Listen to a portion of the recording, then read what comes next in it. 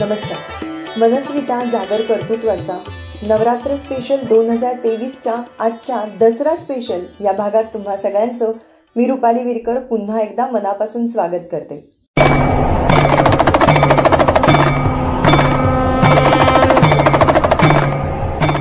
आजच्या इंटरनेटच्या काळात आपल्याला अनेक प्रकारच्या प्लॅटफॉर्म्सवरनं विविध विषयांवरच्या अनेक जणांच्या सक्सेस स्टोरीज पाहायला मिळतात. बऱ्याचदा असं होतं की ह्या ऑनलाईन आलेल्या सक्सेस स्टोरीज वाचण्यात आपण दंग असतो, पण आपल्या आजूबाजूला असलेल्या सक्सेस स्टोरीज आपल्याला पटकन दिसत नाही. माझ्या बाबतीतही असंच काहीसं झालं, पण आज मात्र मला ते निमित्त मिळालं कारण माझी मैत्रीण हर्षदा दाते हिची एक सक्सेस स्टोरी आहे जी मी आज तुम्हा सगळ्यांबरोबर या दसरा स्पेशल भागात शेअर करणार आहे. तेव्हा भेटूया हर्षदा दाते हिला. नमस्कार हर्षदा. नमस्कार. नमस्कार. मला जाणून घ्यायचंय की तुझं क्षेत्र नक्की कसं आहे आणि तू ते कशा प्रकारे हँडल करतेस. याबद्दल सांगण्याआधी मी थोडं मागे जाईन. ते मला मुळात आधी कला क्षेत्राची आवड आहे. कॉलेज डेज पासून मी थिएटर करतेय आणि थिएटरमध्येच आपण करिअर करायचं हे ठरवलेलं होतं. त्याच्यामध्ये प्रयत्न चालू होते. मग थोड्या दिवसांनी कॅमेराचं आकर्षण वाटलं. मग कॅमेरा समोर काम करताना कसं वाटतं याबद्दल माहिती मिळाली, त्याचा आनंद मिळाला. पण मग मध्येच कुठेतरी असं वाटून गेलं की कॅमेराच्या मागे कसं असेल किंवा ते कसं करत असतील काम.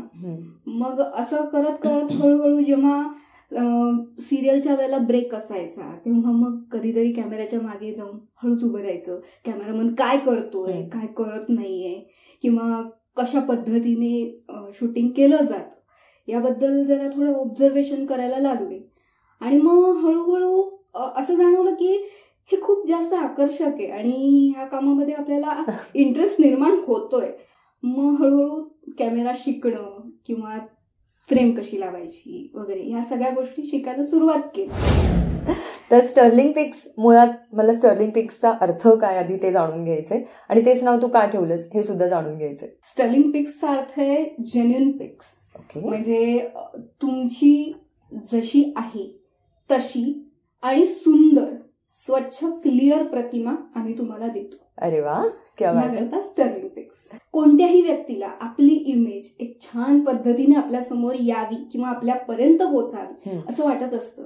मग कशाही कारण काही असेल म्हणजे तर मग म्हणून म्हटलं की हे एक छान नाव असू शकतं. जेव्हा सुरुवात केलीस तिथपासनं आजपर्यंत तुझी ग्रोथ कशी झाली? जसं मी तुला मगाशी म्हटलं की आधी सिरियलच्या सेटवरती कॅमेऱ्याच्या मागे उभं राहायचं की डीओपी काय करतोय वगैरे ह्या गोष्टी ऑब्झर्व करायच्या.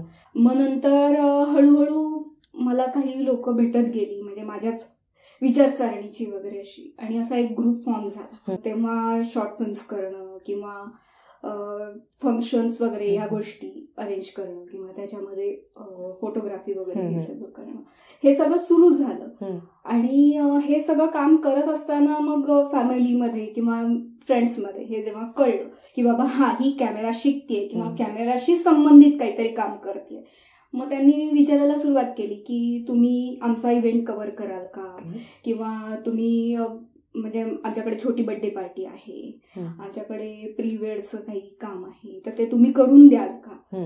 तर मग ते सुरुवात झाली. मग पहिल्यांदा बर्थडे पार्टीज, मग ते कोणाच्याही असतील, अगदी लहान मुलांची बर्थडे पार्टी असेल किंवा साठी शांत वगैरे असेल तरी सुद्धा आम्ही प्रोव्हाइड करायचो फोटोग्राफी, व्हिडिओग्राफी. आणि नंतर मग हळूहळू कॉर्पोरेट इव्हेंट वगैरे ते सगळं त्याच्यामध्ये येत गेलं की मग त्यांना कशा प्रकारची फोटोग्राफी लागते.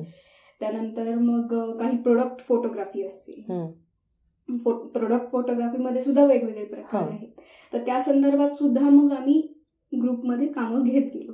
अरे वा, हे तर खूप छान आहे. म्हणजे बर्थडे पार्टी, लग्न, प्रीवेड, मुंज, बारस, मला वाटतं सगळं जिथे जिथे तुम्हाला मोमेंट कॅप्चर करायचे तिथे तिथे स्टर्लिंग पिक्स खूप चांगली सर्व्हिस प्रोव्हाइड करतात. आपला जेव्हा प्रवास सुरू होतो, खाचखळगे काही येतात, त्याप्रमाणे तुझे या व्यवसायातले चॅलेंजेस काही आलेत? चॅलेंज म्हणशील तर सगळ्यात महत्वाचा आणि मोठा टप्पा म्हणजे कोविड. म्हणजे कोविडने इतका मोठा सेटबॅक मिळाला की आधीच्या ज्या काही वर्षात आम्ही काम केलेलं होतं त्याचे सगळे सेव्हिंग्स आमचे पणाला लागले. कारण कोविडने मुळात सगळं जगच थांबवलं होतं. तेव्हा कळत नव्हतं की पुढे काय होणार आहे. कारण हे क्षेत्र जे आहे तिथे मास एंगेज असतो.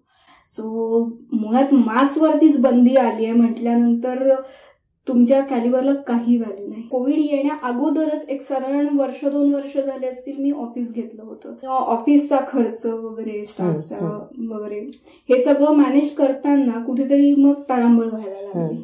पुढे आता प्रयत्न चालू आहेत म्हणजे त्या सेटबॅक नंतर तो रिकव्हर करण्यासाठी. हे जे तू आता कोविड बद्दल मला म्हणालीस, पण त्याच्याही आधी जेव्हा तू हा व्यवसाय सुरू केलास तेव्हा एक मुलगी महिला ही फोटोग्राफी करते, कॅमेरा घेऊन ऑन फील्ड उतरते, तर तेव्हा सुद्धा काही चॅलेंजेस आले असतील ना, त्याबद्दल काय सांगशील? तसं बघायला गेलं ना तर हो, म्हणजे हे सांगताना ऍक्च्युली मला थोडंसं सरप्राईज पण व्हायला होतं. कॅमेरा ही एक साधन माझ्या हातात आलं तेव्हा मी काही अशी एक वेगळी किंवा पहिलीच महिला नव्हते.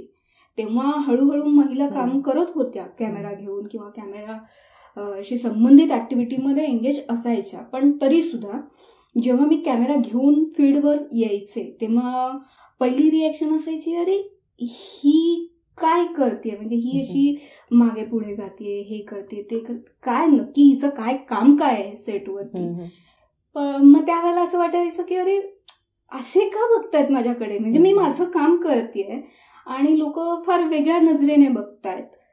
तेव्हा थोडं हे व्हायचं, कॉन्शियस व्हायचं. टीम जी माझी आहे ती सगळ्यात बेस्ट टीम आहे मी म्हणते, कारण आम्ही आधी कुठल्याही गोष्टीचा अभ्यास करतो. मग तो अगदी इव्हेंट असू दे किंवा मग ऍडचं शूट जरी असलं अगदी तरी सुद्धा अगदी कुठल्याही गोष्टीचा आम्ही पहिल्यापासून अभ्यास करून जातो सेटवरती, कारण त्याच्याने आपलं काम पटकन होतं आणि वेळही वाचतो. तर मग हे सगळं चालू असताना त्यांच्या सगळ्यांच्या नजरा त्या अशा थोड्याशा मागे पडल्यासारख्या होतात, कधी कधी तर त्या दिसेनाशा सुद्धा होतात. ह्या ज्या नजरा ज्या तुझ्याकडे आश्चर्याने पाहत होत्या, पण मग ऑन फील्ड कॅमेरा घेतलेली एक मुलगी पाहताना अशाही नजरा दिसल्या असतील ना की ज्या कौतुकाने तुझ्याकडे बघत होत्या? अशा अनेक व्यक्ती मी बघितल्या की ज्यांना खूप कौतुक वाटायचं, अरे हिला कॅमेरा हाताळता येतो तुमच्यामध्ये, वाव दर यार, म्हणजे मुली पण आजकाल हे करायला लागल्या आहेत वगैरे, असं अनेकांनी बोलूनही दाखवलं. काहींच्या नजरेमध्ये ते दिसलं सुद्धा आणि काहींनी सपोर्ट पण केला की अरे वा, म्हणजे आता मुलींनी पण या क्षेत्रात यायला हवं. इतके वर्ष आता हे काम करत असताना कधी कामाचा कंटाळा किंवा मोनोटोनस असं नाही वाटलं का? वाटलं नाही याकरता, कारण मी आणि माझी टीम सतत काही ना काहीतरी वेगळं शोधत असतो, वेगळं करण्यासाठी प्रयत्न करत असतो.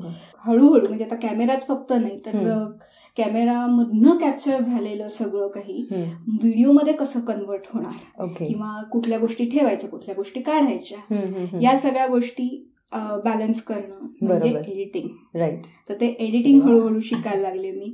आता त्या एडिटिंग मध्ये सुद्धा अजून बेटरमेंट कशी आणता येईल याकरता मी अजून काही ना काही म्हणजे प्रयोग करत असते किंवा शिकत असते. किंवा मला माझे टीममेट सुद्धा कधी कधी सांगतात की बाबा अरे आम्ही ना हा व्हिडिओ बघितला, तू नक्की बघ, कदाचित तुला कळेल की काय त्यांनी केलंय, किंवा नाही कळलं तर तू त्या संदर्भात सर्च कर. मला वाटतं इतक्या प्रकारच्या आणि वेगवेगळ्या क्लायंट्सना म्हणजे अनेक लोकांच्या थेट घरात शिरतेस ना, बरोबर, म्हणजे त्यांच्या आनंदाच्या क्षणांमध्ये सहभागी असतेस, तर त्या सगळ्यांचंही मला वाटतं तुझ्याबरोबर जे काही बॉन्डिंग किंवा कनेक्शन होतं, तर मला वाटतं की ते पण एक कारण असावं. प्रत्येक फ्रेम ही तुम्हाला वेगळी ठेवावी लागते. कुठलाही फोटो तुम्ही कॅप्चर करत असता, व्हिडिओ कॅप्चर करत असता, तेव्हा त्या तुमच्यासाठी कदाचित मुवमेंट्स या रेग्युलर असतील, पण ज्या व्यक्तीसाठी तुम्ही करता त्या व्यक्तीसाठी त्या नवीन असतात, त्या फ्रेश असतात, त्यांच्या आयुष्यात त्या स्टोअर करण्यासाठी असतात किंवा त्या रिकॉल करण्यासाठी मदत व्हावी अशा पद्धतीने व्हायला हव्या असतात. मग ते कुठेतरी एक नाविन्य तिथे मिळून जातं. प्रत्येकाची एनर्जी असते वेगळी. शिवाय वेगवेगळ्या व्यक्तींचे काही स्वभावाचे म्हणजे प्रकार म्हणूया की बाबा काही व्यक्ती खूप जास्त एक्साइट असतात, काही लोकांना अर्धवट माहिती असते, तर काही लोकांना खूप जास्त माहिती असते. मग अशा व्यक्ती हँडल करताना थोडंसं उपरनीच होतं, पण ते म्हणजे कामाच्या ओघात म्हणा, टीममेट बरोबर म्हणा, सगळं व्यवस्थित मॅनेज केलं जातं. खरं तर महिला म्हणून सगळ्याच क्षेत्रामध्ये महिलांना काही त्रास होतो, जसं की कोणीतरी उगाचच विनाकारण जवळ साधायला बघतं, कोणी उगीच जास्तीची मदत करायला येतं. तर अशा ठिकाणी स्वतःला स्ट्रॉंग आणि फर्म ठेवण्यासाठी तू कशी म्हणजे कंडिशन कसं करतेस तू स्वतःचं? फील्डवरती गेल्यावर ना तुम्हाला तुम्हाला अपेक्षित अशी माणसं कधीच नाही भेटू शकत. म्हणजे प्रत्येक वेळेला कोणाला ना तरी म्हणजे असं वाटत असतं की मी हिला मदत केली पाहिजे, ही आहे म्हणून हिला मदत केली पाहिजे. एक्झॅक्टली. प्रत्येक माणूस जेव्हा एखादं काम घेतो तेव्हा त्याचा स्टडी करत असतो, हे अनेकांना कळत नाही. मग यावेळेला आपण काय करू शकतो, तर जेव्हा ते जास्त जवळीक साधायला येतात एस्पेशली, तेव्हा कुठेतरी आपण आपला संयम न सोडता त्यांना तुमचं लिमिट हे आहे हे न चुकता सांगणं पहिल्याच वेळेला हे गरजेचं आहे. बरोबर. जे मी नेहमी करते आणि मला असं वाटतं की हे प्रत्येक महिलेने करावं. बरोबर. कारण आपण जेव्हा फील्डवरती असतो तेव्हा प्रत्येक वेळेला तुमच्या जवळची व्यक्ती तुम्हाला प्रोटेक्ट करायला असेलच असं नाही, किंवा सिच्युएशन तुमच्या फेवरमध्येच असेल असं नाही.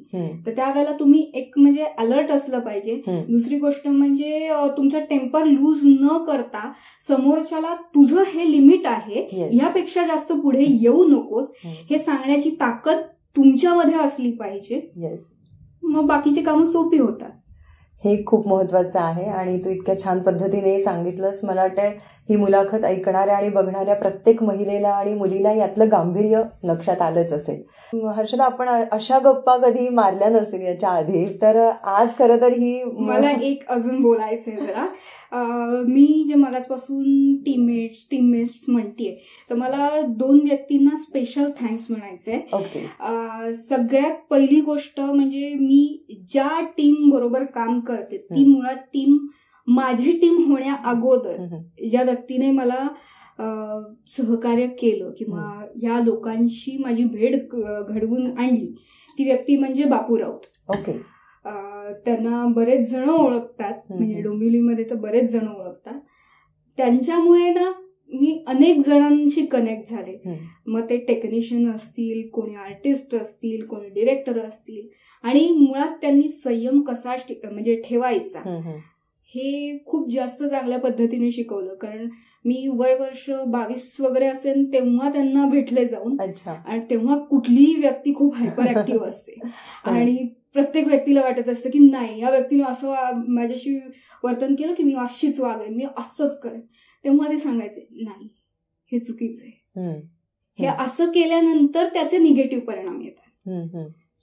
तर मग त्यांनी तो संयम ठेवायला शिकवलं. आणि दुसरी महत्वाची व्यक्ती म्हणजे शेलीम मेनाहम, जे फोटोग्राफीमध्ये म्हणजे इन शॉर्ट म्हणायचं नुसतं फोटोग्राफी नाही, व्हिडिओमध्येच बाप माणूस आहे. जे काही प्रिंटचं नॉलेज असेल, कॅमेराचं नॉलेज असेल, ते सगळं त्यांच्याकडनं आलेलं आहे. म्हणजे अगदी तुमच्या कपड्यांचा म्हणजे कुठला कलर असावा, कुठल्या स्किन टोनला कुठल्या पद्धतीचा मेकअप असावा, किंवा अगदी म्हणजे तुम्ही फ्रेम सेट करताना कशा पद्धतीने करावी वगैरे, हे सगळं त्यांनी मला शिकवलं.